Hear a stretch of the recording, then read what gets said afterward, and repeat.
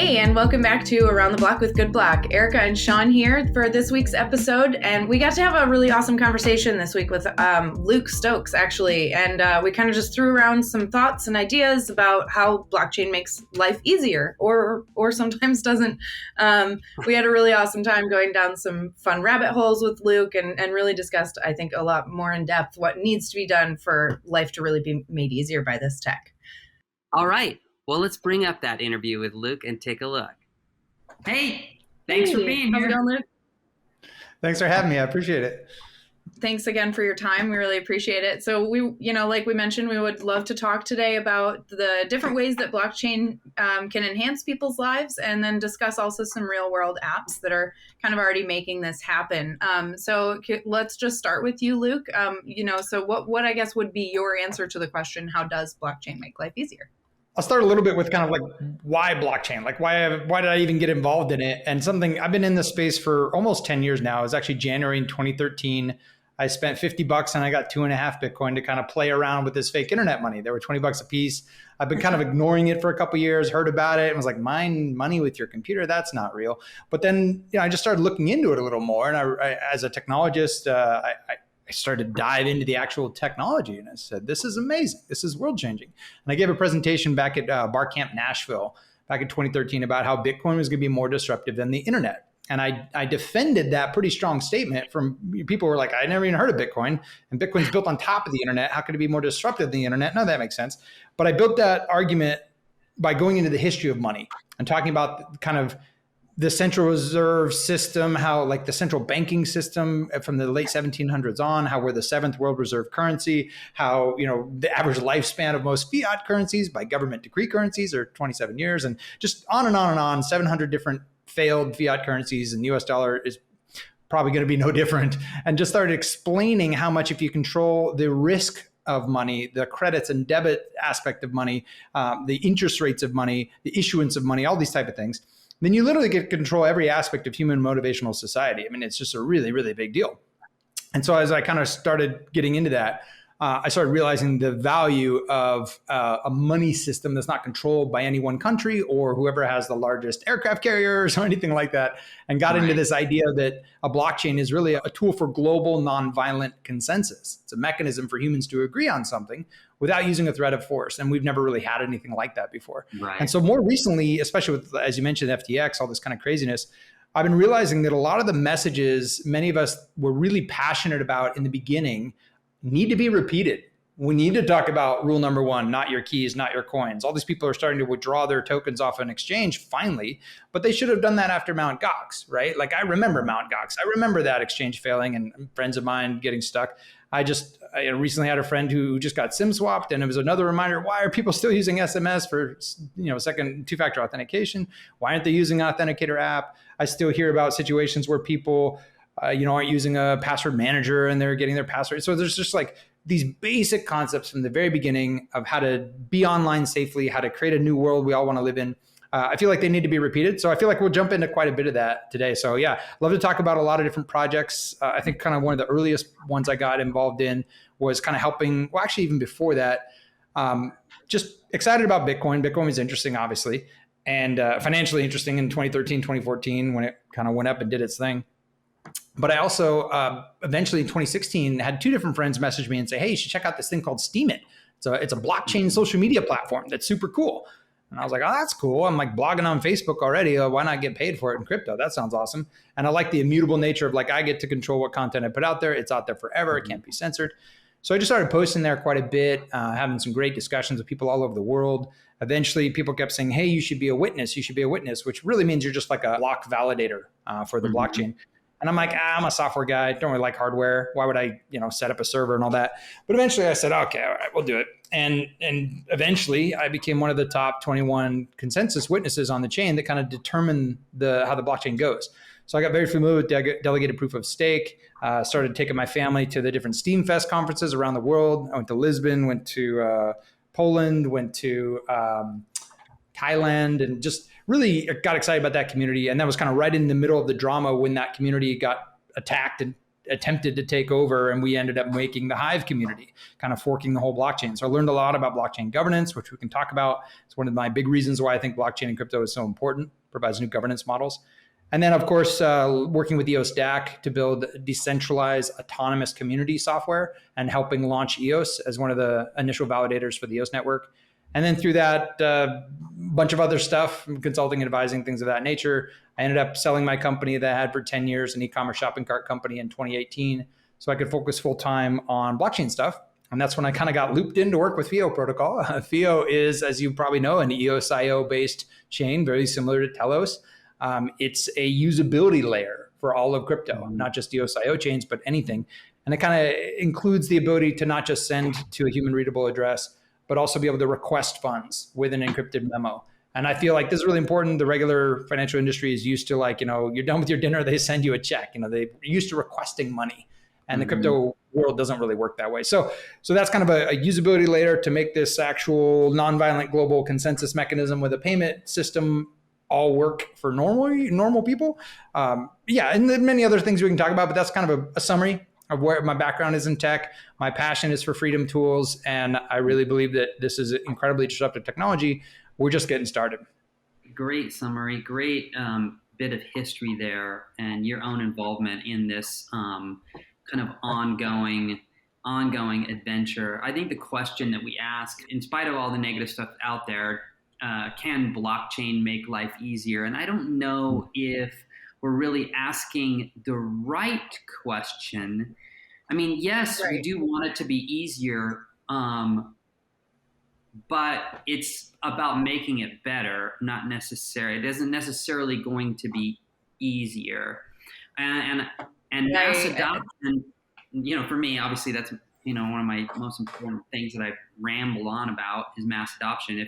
For mass adoption to happen, people have to be attached to the better. And I like what you said, Luke, about repeating some of those very important historical foundational story elements of why this exists, why this technology was built, why it's important. And we're at a different place now with smart contracts and all of the things that can actually be built to make life better, and in so doing, make it easier. That stuck out to me too when you said, Luke, that we really need to get back to the roots and like why crypto was formed, right? Or how blockchain even came about was because there were all these systems that people saw as outdated and needing lots and lots of improvement and in the form of an overhaul, really, right? And it does feel like a little bit like the Web3 space has lost that. Do you think, though, that that's been in an attempt to find that ease? I do feel like there's certain things that we've lost those principles for the sake of making mass adoption a little bit more attainable. Yeah, I think that's a really important point. There was discussion about MetaMask and Infura, capturing IP addresses and just different things where things are becoming more and more centralized. People are chasing single-digit interest rate returns on their crypto, and it's not even really interest. It's kind of a security in a sense. And, and you have these situations where it's like, okay, they're basically doing fractional reserve lending with Bitcoin, which is kind of the entire point. I mean, if you look at the first message and the first block of the first message in Bitcoin, it was like Chancellor Bank bailout.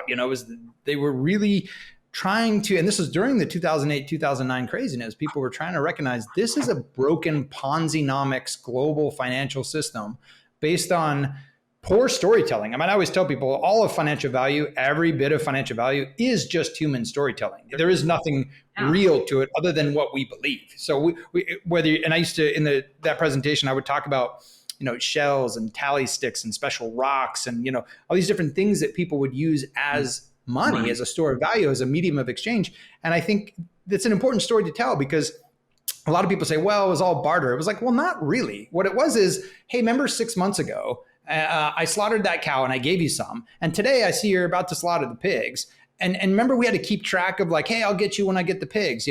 They would just, anything, didn't matter. It could be like, it could be a little rock and say, hey, I'm going to give you this rock. You remember this rock? I remember this rock. Yeah. This was the rock to remind us both, hey, you're going to give me some of your pig, right? And so like, it's not exactly barter. It's just a token to remember credits and debits. It's essentially a credit and debit system. And the beautiful thing about blockchain and crypto is it introduces a third concept, not just double entry accounting, but triple entry accounting. And that third mechanism is verifications, where the whole world verifies your transaction. It's not just the credits and debits and you have to trust the bank that they're keeping the ledger correct. The whole world says the ledger is correct. And that means you don't have to have a third party. You don't have a check clearing house. You don't have any other system that requires trust outside of the two people involved. So yeah, in a lot of ways, I feel like we have to kind of go back to the basics and say, hey, this is why this matters. This is literally one of those things that could destroy the world if we get it wrong. We're already seeing literally the lives lost when financial systems collapse because they were based on faulty premises and they actually have a lot of corrupt people running them, and there isn't verification and validation of what's actually going on. You get the secret books in the back that Enron's cooking up and a bunch of people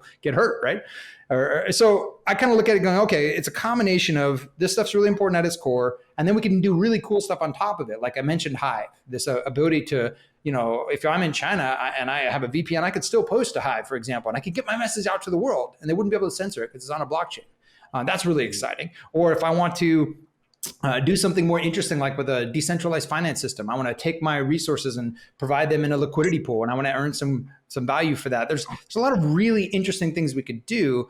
And I think we're not even beginning to scratch the surface of what we could do with this tool. It's kind of like when the internet first came out, no one could imagine the call we're having now or Netflix or any of these other things, right?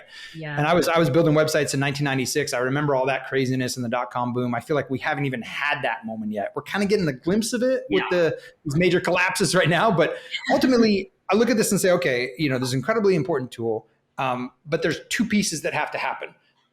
We need to make it easier, and that's what we've been working on with Fio. Yeah. And I think, Telos and other blockchains are really trying to make that simple as well, really easy account creation, not all this confusion, gas fees and everything like that. And then the other part is like, we actually have to level up. And this is the part that I'm kind of more recently shifting to and focusing my attention on. And when I say leveling up, I mean actually human consciousness, being more present, more aware, more understanding what is, being less wrong about your true nature and the nature of reality. And that includes some self-sovereign control of your own value, the ability to be a human adult, as Jeb McKenna talks about, and step in and say, okay, I'm actually going to take responsibility for my money, as opposed to giving it off to the bank or giving it off to someone else and hoping that they do good things with it, right? So there's a lot of pieces to getting this right. We had Aaron Cox on a little while ago, and he said something that really stuck out to me was that with crypto, you are your own bank. So you should learn to be a bank a little bit, right? And that was, I think you're right, that's something people in general need to kind of come around and shift towards, rather than preferring a custodial wallet. Really, the what needs to happen is changing the public perception and like why it's important that you are in charge of your wallet and your keys and all that, right? Yeah.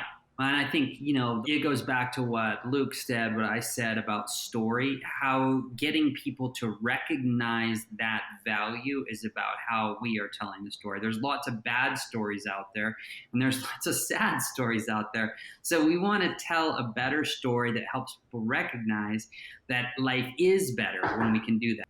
I completely agree. And I think a big part of that, again, is kind of going back to the basics. Why does any of this matter? And when I was seeing all this kind of unwind, when the Cyprus Bank bailouts were happening right during that time, and it was kind of people like, wait a minute, I go to my bank and like the money that I thought was mine isn't there anymore. What? And everyone's freaking out. Right. And it's like, yeah, did you ever read the contract you have with your bank after 2008, 2009?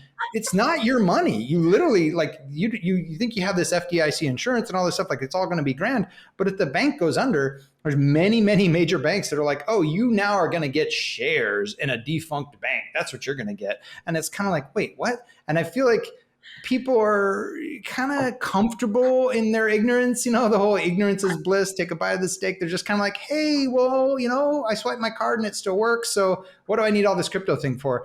And I feel like it's going to be really painful if we have to have this rude awakening before people really understand what's going on. And I feel like one way to highlight that is just simply show the yearly lows for the last 10 years for the price of Bitcoin. It's a great way to just be like, just zoom way out, look at the yearly lows and recognize this is the best financial investment you could ever make in your lifetime, just off the yearly lows. Yes, it's volatile, but every investment is at least 3 to 5 years. Don't even look at it, in between those windows. Don't touch it, leave it alone. And then part of that as well is it's not actually an investment. This is another thing. People think in terms of investment and they're like, oh, how do I get returns on my investment? So they put it in some crazy centralized stupid thing, expecting some percentage returns. And they don't realize it's a life raft. It's an escape vehicle from a collapsing system that is inevitably going to end. I mean, again, point to me a fiat currency anywhere in the world that doesn't ultimately go to zero. Well, they all do, because it's just made up storytelling. And the story isn't that good. The story with gold is pretty good. The story with silver, pretty good. I mean, gold's been around for like 5,000 years or so, but you can't use it in an internet age very effectively. I can't take little teeny pieces of gold and give it to somebody else. It's just the fungibility is a little bit challenging as far as the unit of account, right? And so, yeah, there's problems with crypto. It's not perfect. It's got issues. There's a lot of scams and speculation, and people just get scared and go, oh, I don't want to do it, or they don't want to memorize their 12 words or 14 words. Or here's an example. I have this sitting right in front of me. Someone gave me one of these, made a little plug. I'm not getting paid for this, but Billfodl. It's like literally a metal thing where you could do your words in there. The whole house could burn down and this thing would still be fine. It's like there are ways that you can secure your seed phrases and stuff. And I'm sorry for the plug, but I just realized I had it sitting in front of me. I've never plugged it. He gave it to me a while back. So there you go. The guy gave him a plug. But it's just like there are ways you can secure your seed phrase, secure your words, be completely self-sovereign, and and you don't have to have just one account as well. You can spread out your wallets in multiple places. So if one wallet gets compromised, you still have funds over here.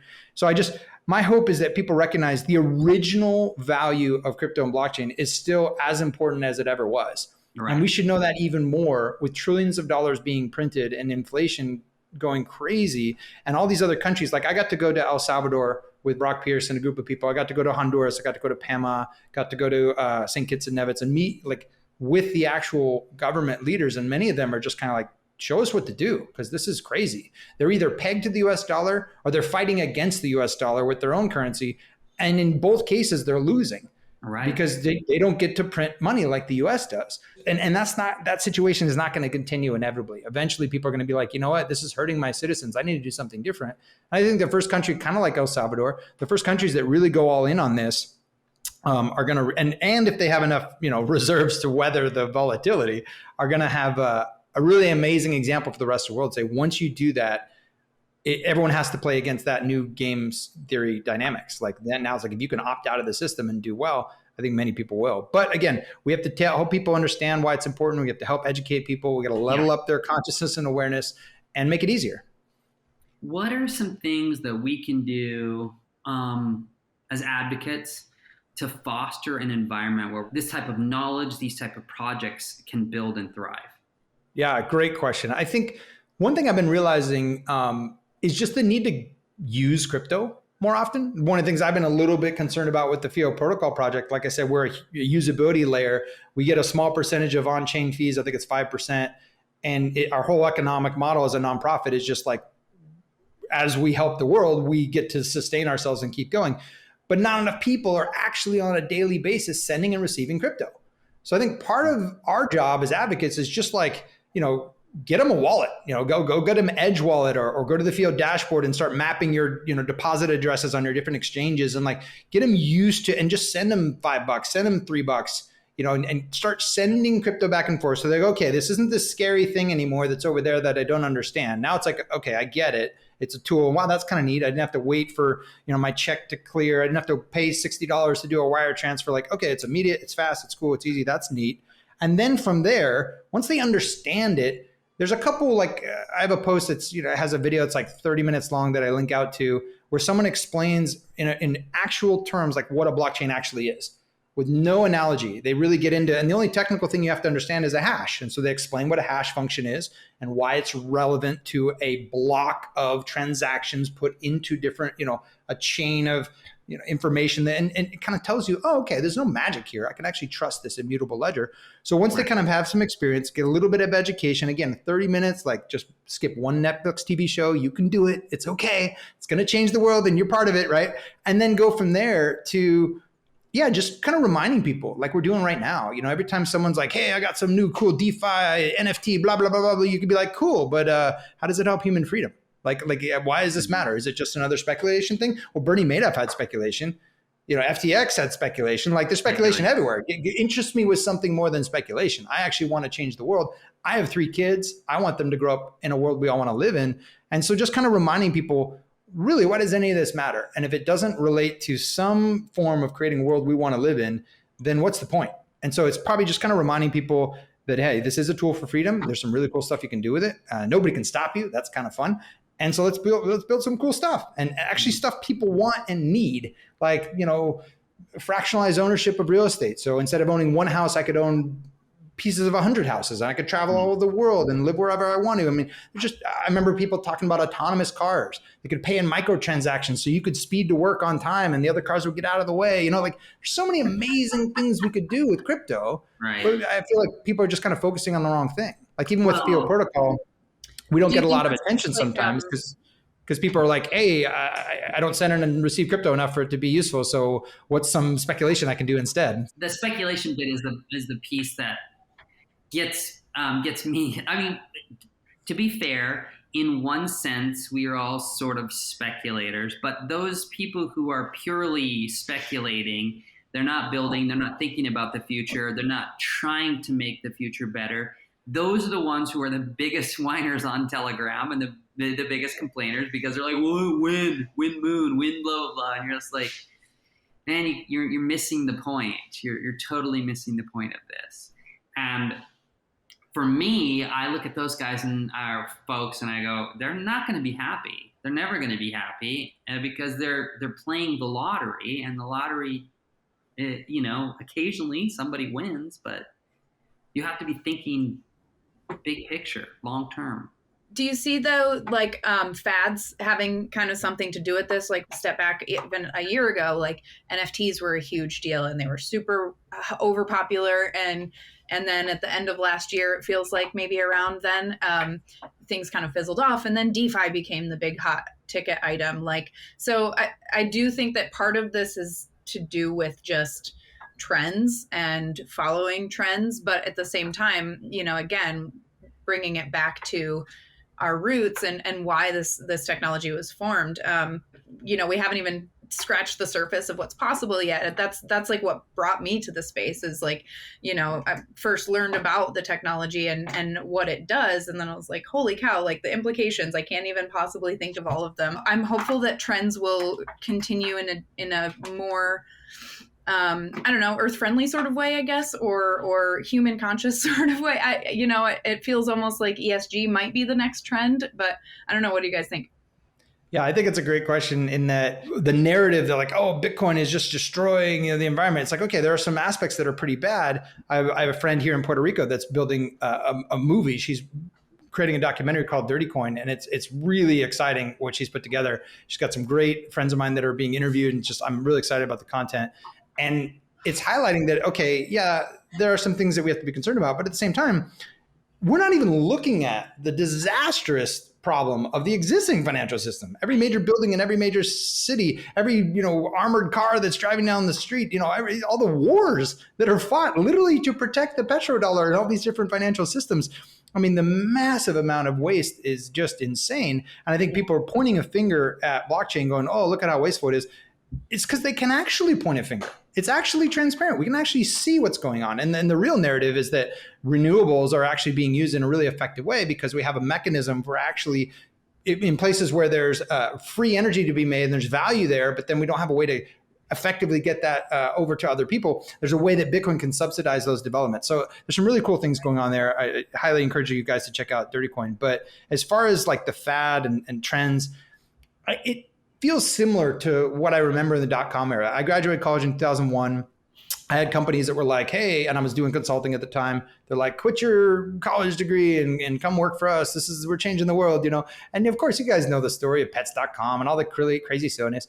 But eventually we got, the Amazons, the Googles, the Apples, like the big tech companies out of that craziness. And I think we're going to see a similar thing. Like another great project is Materium, Vinay Gupta's Materium. They're doing NFTs as physical, as passports for physical items. So you can literally have a passport for like a Stradivarius, and you can build smart contracts so that Stradivarius, as it moves in different jurisdictions around the planet, the rules for its property will align with the jurisdiction it's in at that moment, like a human when they move around. And at the same time, you can program in smart contracts. So you could say, hey, this violin has to do X number of shows a year, and 2 of them need to be for charity, right? And you can actually make sure that's happening. And you can verify on chain as this digital passport is kind of being stamped on the blockchain as it moves around the world and does what it's supposed to do. So there's some really exciting stuff that I think will come out of it once we kind of get out of that fad bubble stage. And I think the same thing about DeFi. I was doing DeFi on, BitShares before it was even a thing. Dan Larimer built incredible systems for doing decentralized finance before that was even a term. I was shorting the US dollar, minting BitUSD, and it was like the coolest thing ever. I'm like, holy moly, I can fight the system by staking my BitShares into a contract that I completely control. It was just a really exciting time. And again, I feel like in some ways we kind of have to go back to the past in order to better understand what's coming in the future. I love it. One last question. Where can we learn more about your team and projects? Thanks for asking. As I said, I'm kind of pulling back a little bit from more full-time work right now. I'm kind of focusing on hanging out with my family, studying consciousness, things like that. But We got a phenomenal team. We run as a DAO, a decentralized autonomous organization at Fio Protocol. So you can check out fioprotocol.io. We're also join Fio on Twitter. As for me personally, I'm just Luke Stokes on Twitter, Luke Stokes on Hive, where I blog often. You can probably find me on Facebook at BStoked as well and other places.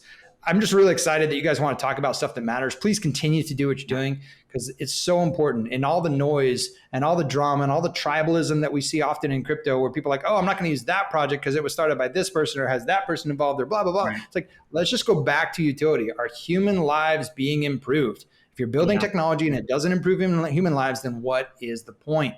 And so I love that you guys are making that a focus of the show here. And I hope you continue having those type of people on to highlight what they're doing. It's really cool.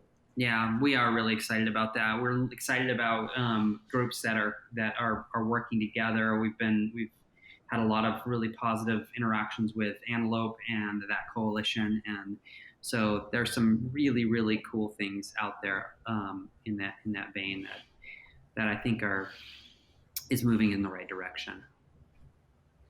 Yeah. Awesome. Fantastic. I'm excited to hear that because I think we have like 50 or 70 different wallets and exchanges that we've integrated with. And I'd love for the Antelope kind of community to go, hey, here's an example. The tech works great. It's integrated all over the place. That would be great. That's fantastic. Wow. That's fantastic. Well, I appreciate that. Cool. I know we're running out of time here, but I appreciate your words, Luke. It means a lot to us. At GoodBlock, I think we're trying to do the same kind of thing, right? We care about what this means to humanity more than anything else. So thank you so much for your time, and it's been awesome talking with you. So thanks so much. Thanks. You're very welcome. Thanks for having me. Okay, well, let's head over to Nathaniel for Moss's Market Minute, where he has 60 seconds on the clock to give us this week's market news and non-financial advice. Are you ready, Nathaniel? I'm ready.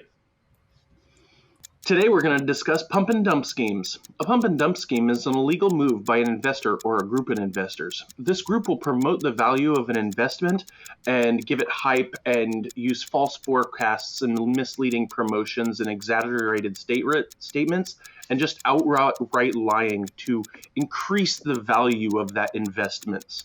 They'll coordinate leaks and misinformation, usually through social media.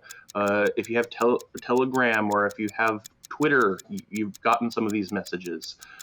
They will heavily promote this to generate a buzz so that they can inflate the value of this investment. And when it reaches a certain peak, they will pull all of their investment out, which had been inflated, and the product will crash and things will come out, which will cause the product to fall to the ground, and you have a pump and dump scheme. All the new investors will lose their money, and all the old investors, they'll be fine. Dang. Well, thank you so much for that, Nathaniel. That's super interesting. And we know that that's a huge problem in the industry. Personally, I feel like it was almost worst like in 2018. But what do you guys think? I feel like it's still definitely a huge thing that's going around. I think even legitimate pumps can be turned into pump and dumps just for various reasons, like the technology doesn't work as they expected, there's a market shift, a whole bunch of different reasons why they would do that. Maliciousness is just a small piece of the pie. It goes back to the whole builder versus speculator sort of. It's not really a battle, but in a way it kind of is, as far as how many people are in the space and how easy they are to manipulate. If you can move a lot of speculators into an idea that they're going to make a lot of money really fast, it gets really, really messy. It's a super unfortunate reality of our industry right now, but hopefully we'll be moving to wiser speculation and more builders in the space. And, that future is the future that we're all kind of fighting for in our part of the ecosystem anyway. So. And that last thought brings us to really the BS of the week. So, Nathaniel, we definitely need you to stick around for this. Yesterday, Douglas had this great quote, because the BS of the week has to do with really the Elon Musk and Twitter mess. Douglas said this: "Thanks, Elon Musk, for finally making it easy to describe the importance of Web3 and decentralization. For so long, when I'd explain the risk of centralized Web2 platform for the rights of their users, people would say, but no biz would destroy itself like that. Now they get it." And that is so true. The last 24, 48 hours of Twitter mayhem has it. Sometimes I just think it can't go up a notch, and it does. It does. Of course, the multiple bans of journalists. There was one I read about this morning where a journalist asked him a question to comment on an article they were writing. That's all they said. "Will you comment on this article I'm writing?" And they were banned. And like all kinds of other like links to any other socials though also are being banned, like getting accounts banned. Lots of like verified accounts and stuff are just saying, "See me on the other site." So you mean Nathaniel, what else has been going on? And we know that there's like so much this weekend. Well, Elon was with Jared Kushner and the Saudi Crown Prince this weekend in Qatar, so he was obviously drumming up funds for them, which might explain a lot of the bans that have been going on, because if they're investing, they're not going to want people to say certain things. What about Elon's Twitter? He did a Twitter poll. This weekend he also did a Twitter poll asking whether he was going to step down, and this morning, 10 hours later, he hasn't chosen to say anything about it. The population has decided that he shouldn't be the CEO of Twitter and should step down. There are no successors, he says, and no one can handle it, and so he might just let it die. Yeah, it's 57% wanted him to step down as the ultimate result. And there's the thing, Douglas said, why would people destroy their own company? People get so consumed with themselves and believing their own hype. Talk about pump and dump. Their own hype, they pump themselves up so big and they start believing it. And it's really ultimately a disaster. And it can be someone who's built some great things in the past. It's people who have done great. You mentioned it in your Moss's Market Minute, a company that's actually done something or built something, and then it's not working anymore. The Telos the Hello Telos channel has actually been shadow banned as well. I actually noticed this weekend without knowing what was happening, because I tried to look up the channel to like retweet whatever was going on for the weekend. I know it was the end of the Telosversary, and it wasn't like bringing up the page when I went to look for it. It was bringing up a fake account, but I couldn't look it up without like going to a link I knew existed already. We actually we'll link it below, but Justin actually reached out to Twitter support because our account is shadow banned too. So like if only this was enforceable, the poll was enforceable with like, decide voter, right? Erika mentioned decide voter. If a poll like what they did on Twitter if Twitter was actually Web3, if it was actually backed by the blockchain and secured on the blockchain and a smart contract multi-sigged, he would be gone. Because you put that out there and it would be over. Yeah. Totally. Yeah. Wouldn't have happened in the first place because no one would have voted Elon in. It leads more towards decentralized types of businesses. Like Yeah. it's a use case for them. You That's no longer exactly have a what I was CEO thinking. who comes in, doesn't know what they're doing, and then destroys the product because of wild beliefs about what the product is supposed to be. And now we're having exactly. the liberal exodus to other apps. And I'm probably banned now on Twitter. Damn progressives.